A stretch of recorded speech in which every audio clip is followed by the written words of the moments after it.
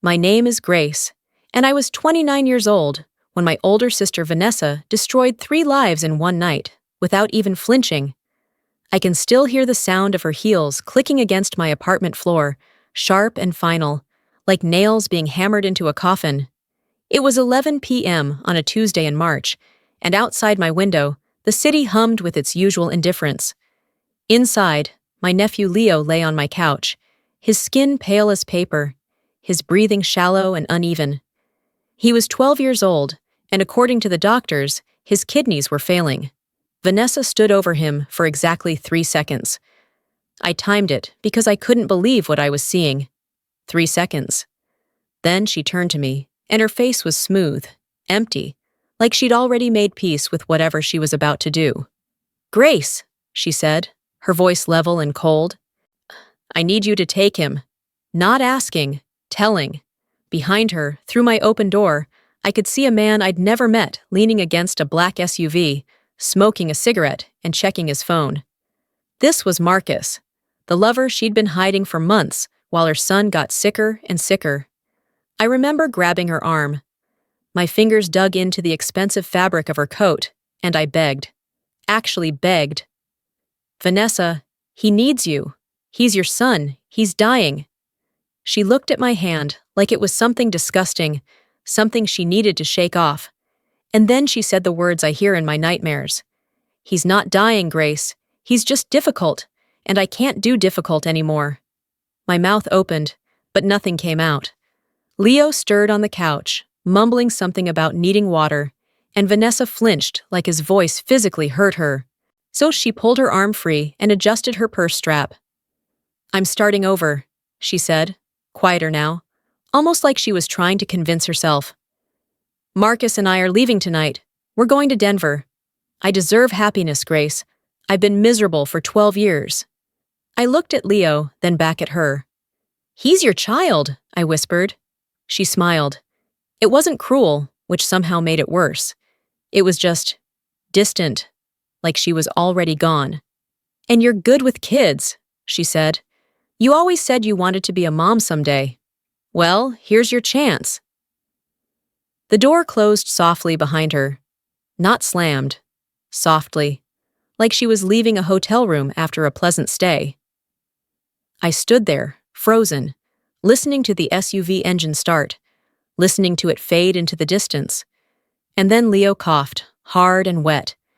And I realized I was completely alone with a child I had no legal right to, no money to care for, and no idea how to save. That was the night my life split in half. Before Vanessa left, and after. The first night was chaos. Leo woke up at 2 a.m., vomiting blood. I didn't have a car anymore because I'd sold it 6 months earlier to help Vanessa with his medical bills, back when she still pretended to care. I called an ambulance, and the paramedics asked me question after question I couldn't answer. His medical history, his insurance information, his primary physician's name. I knew none of it. "I'm his aunt," I kept saying, like that explained everything. At the hospital, a nurse with tired eyes pulled me aside. "Where's his mother?" she asked.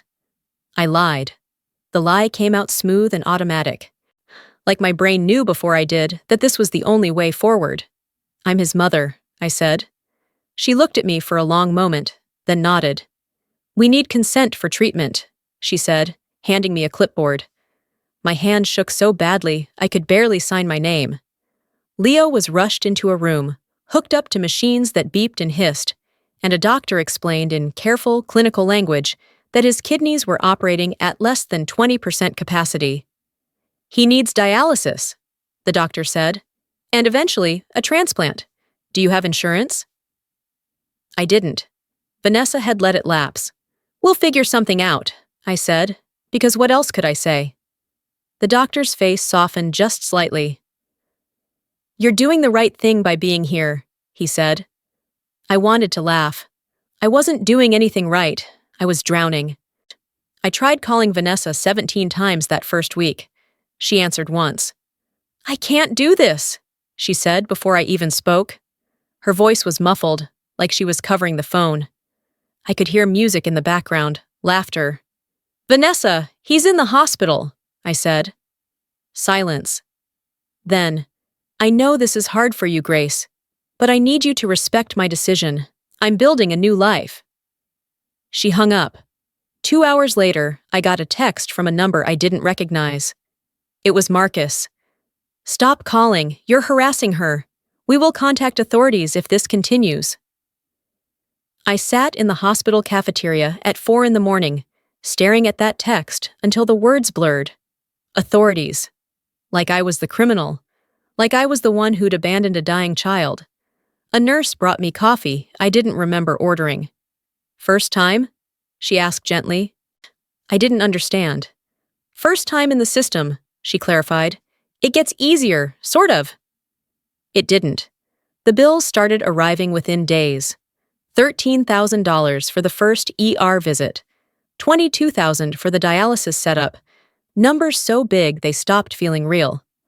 I worked as a graphic designer for a small marketing firm, pulling in maybe $40,000 a year before taxes.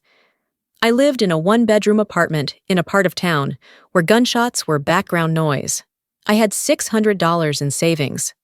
$600. I did the math in my head and realized I couldn't even cover his medications for 1 month. I started selling things. My laptop first. The good one I needed for work, replacing it with a 10-year-old desktop I found on Crabes. Then my furniture, piece by piece. My grandmother's ring, the only thing I had from her. Or my winter coat. I wore 3 sweaters instead. Leo noticed. Aunt Grace, he said one afternoon, his voice small and hoarse from the tube they'd had down his throat. You don't have to do this. I was changing his sheets because he'd had another accident, something the nurses said was normal, but still made him cry with shame. Do what? I asked, trying to sound casual. Give up your stuff for me, he said. He was staring at the ceiling, refusing to look at me. I heard you on the phone. You're selling things. I sat down on the edge of his bed, careful not to jostle him. Leo, that stuff doesn't matter, I said. It's just stuff. You matter. He finally looked at me, and his eyes were so full of pain it made my chest ache. My mom didn't think so, he said. I didn't know what to say to that. I still don't. So I just held his hand until he fell asleep, and then I went into the bathroom and cried so hard I thought I'd crack a rib. That night, I got an email from my landlord. Rent was late, again. He was giving me 1 more week, then starting eviction proceedings. I looked around my nearly empty apartment, at the medical supplies taking over every surface, at Leo's small body lost in blankets on my couch, and I thought, this is impossible. No one can do this. But then Leo woke up screaming from a nightmare, calling for his mother, and I ran to him. I held him while he sobbed, and I lied. I told him Vanessa was coming back. I told him she loved him. I told him everything would be okay. And somewhere in that moment, between his broken breathing and my whispered promises, I stopped thinking about what was impossible. I just started doing what came next. Social services came knocking 3 weeks later. A woman named Patricia, with a sensible haircut and a clipboard. Someone at the hospital had flagged the inconsistencies in my story. No insurance, no legal guardianship, no mother present. Patricia sat across from me at my kitchen table, the one I hadn't sold yet because we needed somewhere to eat, and asked very direct questions. Are you Grace Whitmore? Yes. And Leo Whitmore is your nephew? Yes. Where is his mother, Vanessa Whitmore? I thought about lying again, but Patricia had kind eyes, and I was so tired. She left, I said, about a month ago. She's in Denver with her boyfriend. Patricia wrote this down. And she gave you custody? I hesitated. Not officially. More writing. Ms. Whitmore, do you understand that without legal guardianship, you have no right to make medical decisions for Leo? You could be charged with custodial interference. My stomach dropped. I didn't take him, I said quickly. She left him here. She just left. Patricia's pen stopped moving. Did she give you any documentation?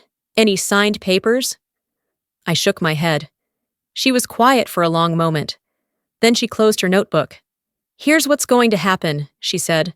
I'm going to try to contact Vanessa. If she's unwilling or unable to resume custody, we'll need to formalize your guardianship or place Leo in foster care. Foster care. The words hit like a physical blow. No, I said. Please. He's already been abandoned once. You can't take him from the only person he has left. Patricia looked at me, really looked at me. Then you need to fight for legal custody, she said. And Ms. Whitmore, I have to tell you, that's going to be expensive. You'll need a lawyer. There will be court fees. And even then, if Vanessa contests it, she won't, I said. She doesn't want him. The words tasted like ash. Patricia stood up. I'll be in touch, she said. At the door, she paused. For what it's worth, I can see you care about him. That matters. After she left, I sat at that table for 2 hours, staring at nothing. Then I called every legal aid office in the city. Most were full.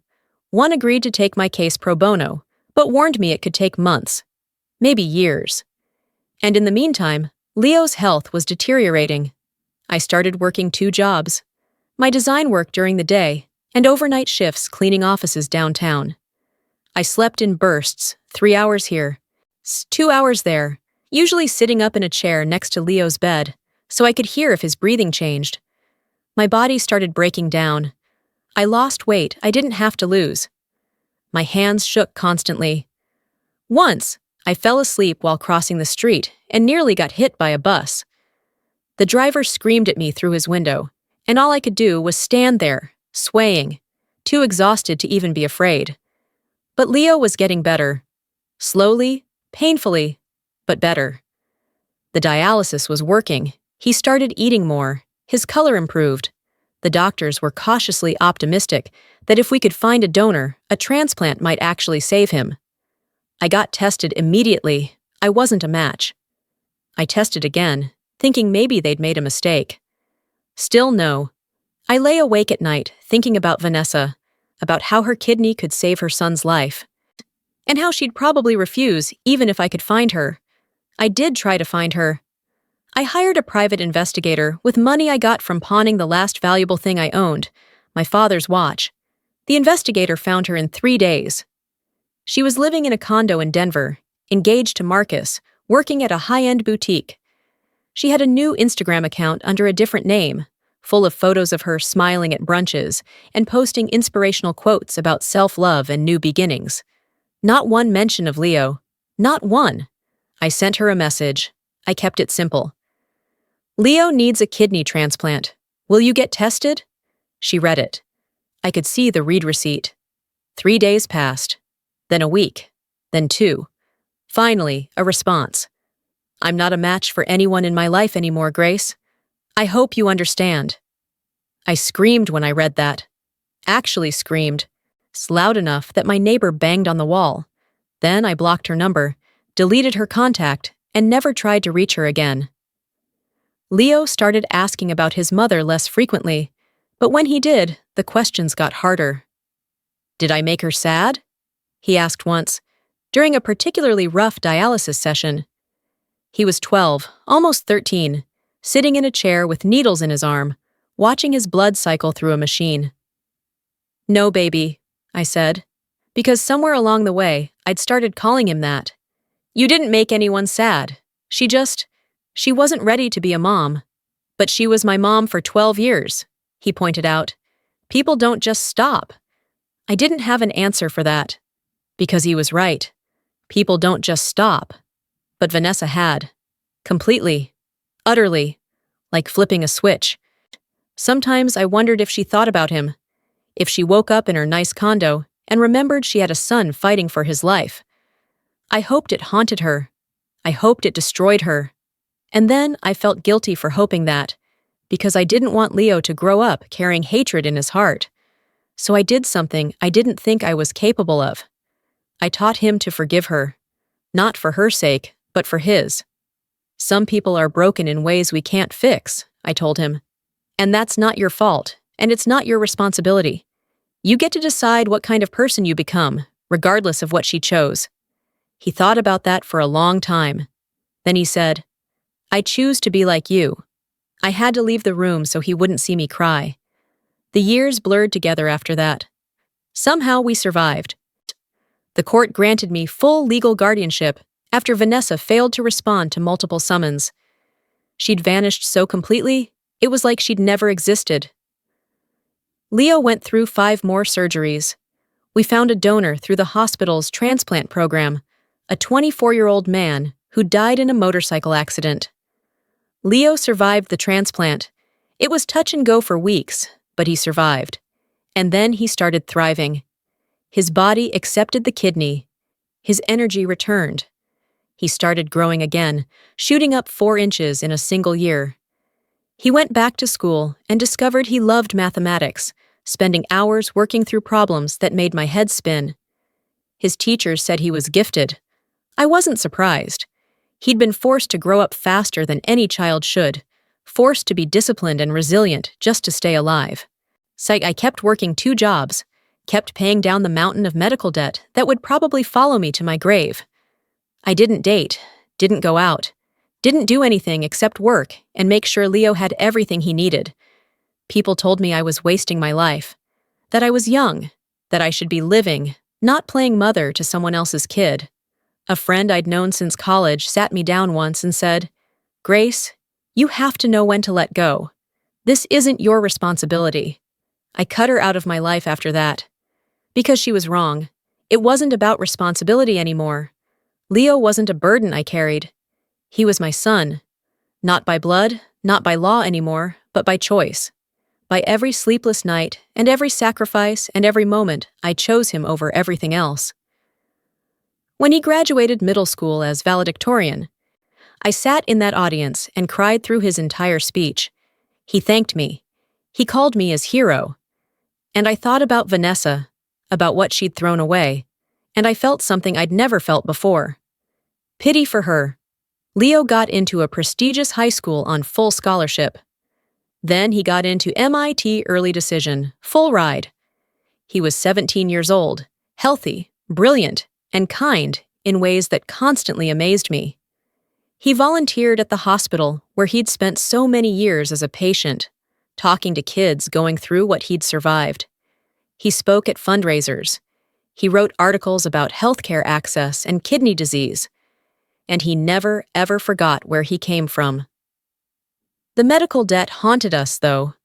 Despite everything, despite Leo's scholarships and success, I was still drowning financially. The interest had compounded over the years. And my credit was destroyed. I'd probably be paying it off until I died. But I didn't care. Leo was alive. That was all that mattered. He knew about the debt, of course. He felt guilty about it, which broke my heart. "Grace," he said one night during his senior year of high school, "I'm going to pay you back, every cent. I'm going to be successful, and I'm going to take care of you the way you took care of me." I told him he didn't owe me anything, and I meant it, but he was determined. "You gave up your entire life for me," he said. "You could have called social services. You could have made Mom take me back. You could have done anything except what you did. And you did it anyway." I hugged him tight and told him I'd do it all again in a heartbeat. And I would have, 1,000 times over. Then, out of nowhere, the past came back. It had been nearly 15 years since Vanessa left. 15 years of silence. My cousin Andrea was getting married, and she sent invitations to the whole family, including Vanessa. I almost didn't go when I saw Vanessa's name on the guest list. But Leo was 21 by then, home from MIT for the summer, and he wanted to go. "I'm not afraid of her," he said simply. "Are you?" I was. Terrified, actually. But I wasn't going to let him see that. So we went. The wedding was at a vineyard 2 hours outside the city, beautiful and expensive, and full of relatives I hadn't seen in years. People kept asking about Leo, about how tall he'd gotten, how handsome, how smart. They treated him like a miracle, which he was. And I stood there making small talk, waiting for the moment I knew was coming. She arrived late during the cocktail hour. I saw her before she saw me. She looked good. Older, obviously, but good. Designer dress, perfect hair, expensive jewelry. She was laughing with someone I didn't recognize, and there was no weight on her shoulders, no shadow in her eyes. She looked like someone who'd never made a hard choice in her life, like someone who'd never abandoned her dying child.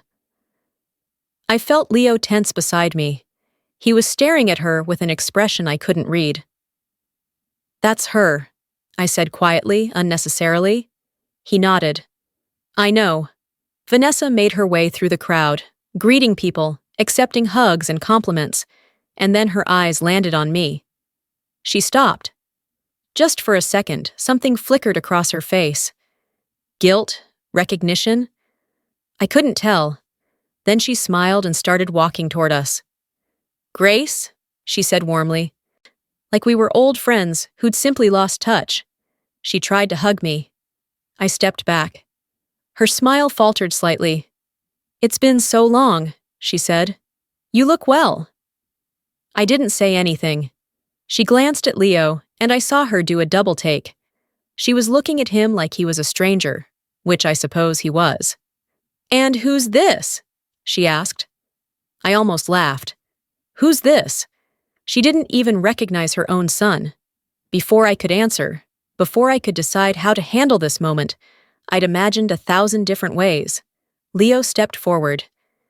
He was 6 feet tall now, broad-shouldered from the gym, wearing a suit I'd helped him pick out for graduation. He looked like a man. He looked nothing like the dying 12-year-old she'd abandoned. "Hello, Mom," he said. His voice was calm, even, completely controlled. Vanessa's face went white. Her mouth opened, but nothing came out. People nearby started to notice, started to watch. "Leo?" she whispered. "Oh my God. Leo, I didn't... You look so different." He smiled, but it didn't reach his eyes. 15 years will do that, he said. Vanessa tried to hug him. He didn't move away, but he didn't hug her back either. He just stood there, rigid, while she pressed her face against his shoulder and made sounds like she was crying. But when she pulled back, her eyes were dry. "I can't believe it's you," she said. "You're so grown up, so healthy. What happened? The last I heard, you were..." She trailed off, and I realized she genuinely didn't know. She'd left so completely she had no idea her son had survived. "I got a transplant," Leo said. "About 13 years ago. I've been healthy for a long time." Vanessa put her hand over her mouth. "A transplant," she repeated. That's incredible. I'm so happy for you." She wasn't happy. She was performing happiness, the way you might perform interest in a stranger's vacation photos. I could see it. Leo could see it. The people watching could see it. "Where are you living now?" Vanessa asked, trying to move the conversation forward. "What are you doing?" Leo glanced at me, and I gave him a tiny nod. This was his moment, his choice. "I'm at MIT, he said. "Finishing my undergraduate degree in biomedical engineering. I'm heading into a PhD program in the fall." Vanessa's eyes widened. "MIT, she breathed. Wow! That's amazing." She looked at me for the first time with something other than casual dismissal. "Grace, did you help with that?" I wanted to scream. Did I help with that? Like I'd maybe written a check or made a phone call, like I hadn't given up every single thing I had to keep him alive long enough to have a future. But Leo answered before I could. "She did more than help," he said quietly. "She saved my life, multiple times. She gave up everything for me. Her money, her career, her relationships, her health, everything, while you were in Denver building your new life." The words hung in the air like smoke. People were definitely watching now, a circle forming around us. Vanessa's face flushed. "Leo, I don't think this is the place." "Where is the place?" Leo asked. His voice was still calm, but there was steel underneath. "You left when I was dying. You told Grace I was her responsibility now. You blocked our calls. You moved states. You never sent money, never asked how I was, never checked if I was even alive. So where exactly is the appropriate place to discuss that?" Vanessa looked around desperately, like someone might save her. No one moved. "You don't understand," she said, her voice breaking. "I was drowning. I was so young, and you were so sick, and I couldn't handle it. I was depressed. I was breaking. Marcus offered me a chance to start over, and I took it. I had to choose myself for once." "For once," Leo repeated. "You chose yourself for once. For 12 years, you were my mother. Then you chose yourself for the next 15. That's not for once, Mom. That's who you are." His voice cracked on the last word, and I saw Vanessa's face crumble. She reached for him. "Leo, please. I was sick. I was mentally unwell. Mom, you have to understand." "I do understand," Leo said. He stepped back from her reaching hands. "I understand that being a parent was hard. I understand that watching your kids suffer is torture. I understand that you were in pain." He paused. "But Grace was in pain too. She was younger than you were when you had me. She had less money, less support, less of everything, and she stayed anyway. So don't tell me it was impossible. It wasn't impossible. It was just hard. And you chose to run." Vanessa was crying now, real tears, mascara running down her face. "I think about you all the time," she said. "I've regretted it every single day. I wanted to reach out, but I was so ashamed, and the longer I waited, the harder it got, and I just couldn't." Leo looked at her for a long moment. Then he said the thing I'd never had the courage to say. "You asked what happened to me. You want to know what happened after you left?" Vanessa nodded, wiping her eyes. Leo's voice was steady, but his hands were shaking. "I wanted to reach for him, but I didn't. This was his. I almost died," he said, 3 times in the first year. Grace slept in a chair next to my bed because she was terrified I'd stop breathing in the night. She sold everything she owned to pay for my medications. She worked 2 jobs and slept 4 hours a night. She lied to social services and said she was my mother because she was afraid they'd take me away. He took a breath. "I asked about you every day for the first 2 years. I cried myself to sleep, wondering what I'd done to make you leave. I thought I was unlovable. I thought I was broken. Grace told me stories about you, made excuses for you, tried to help me understand. She protected you even after what you did, and the whole time, you were in Denver posting pictures of brunch." Vanessa's sobs were the only sound. Leo wasn't done. "I got my transplant from a stranger who died in an accident. Someone who'd checked the organ donor box without thinking twice. That stranger saved my life.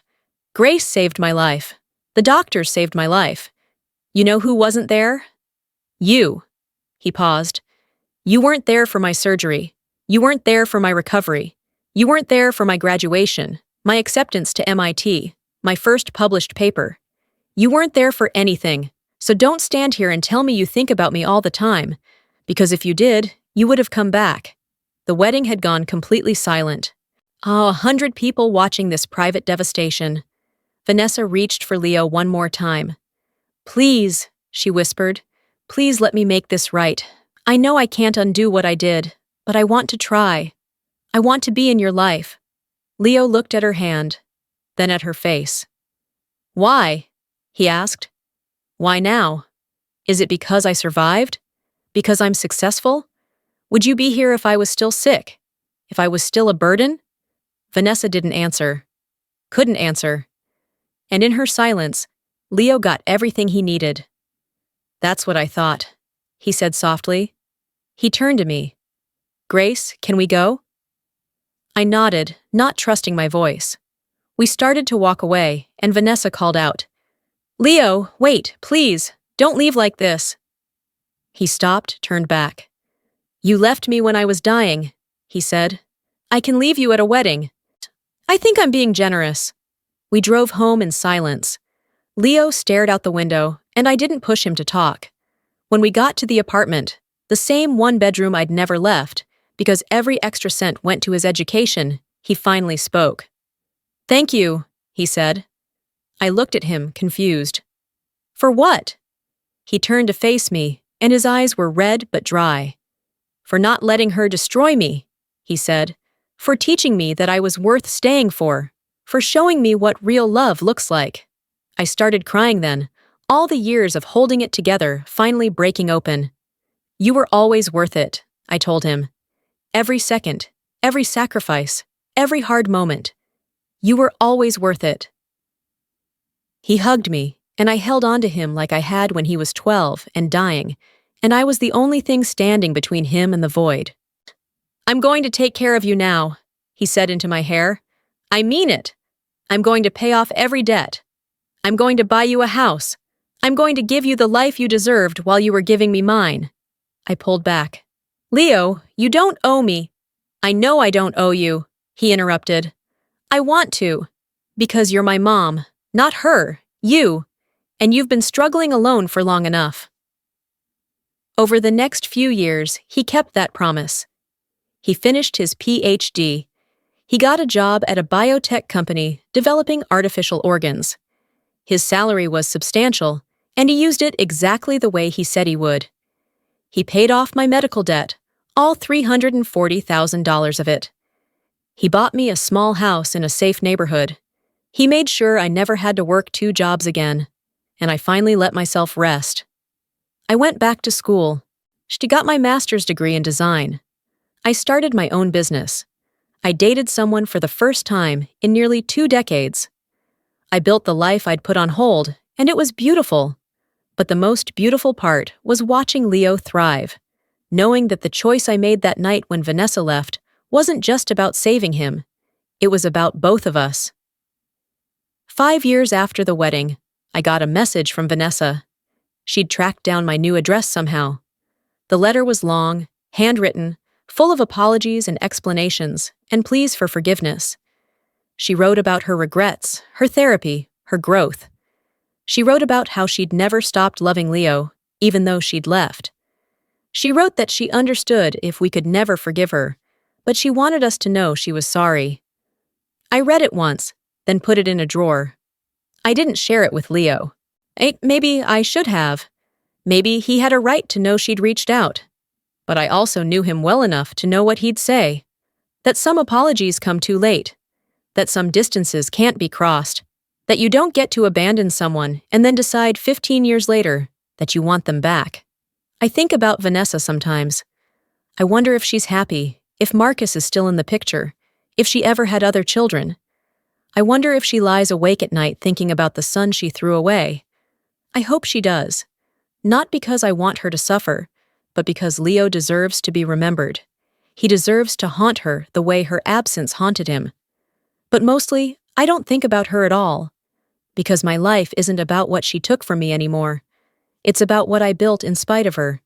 It's about the young man who calls me every Sunday, who brings his girlfriend to family dinners, who's working on technology that will save thousands of lives. It's about the fact that I get to be his mother, not because genetics decided it, but because I chose it. And he chose me back. The night Vanessa left, standing in my empty apartment with a dying child and no idea what to do, I thought my life was ending. I thought I was being crushed under a weight I couldn't carry. I was wrong. That wasn't the end. That was the beginning of the most important thing I'll ever do. And if I could go back, if I could talk to that terrified 29-year-old version of myself, I'd tell her this: you're going to make it. It's going to be harder than anything you can imagine. You're going to lose things you can't get back, but you're also going to gain something you never expected. You're going to become someone's entire world, and that's going to save you both. Leo got engaged last month to a brilliant woman named Simone, who works in environmental law and treats him like he hung the moon. They came to my house for dinner to tell me, and I cried happy tears for the first time in what felt like forever. I want you to walk me down the aisle, Leo said. Not Vanessa. Me. It would be my honor, I told him, and I meant it, because he's my son. Not by blood, not by the easy route, but by every hard choice, every sleepless night, every moment I stayed when someone else ran. And that makes us family in the truest sense of the word. The wedding is in 6 months. I've already bought my dress. I'm going to stand beside him and watch him marry the love of his life. And I'm going to think about that night 15 years ago when Vanessa's heels clicked across my floor and out of our lives. And I'm going to thank her. Not for what she did, but for what she gave me the chance to become. A mother. Not because I gave birth, but because I stayed. And in the end, that's the only thing that matters.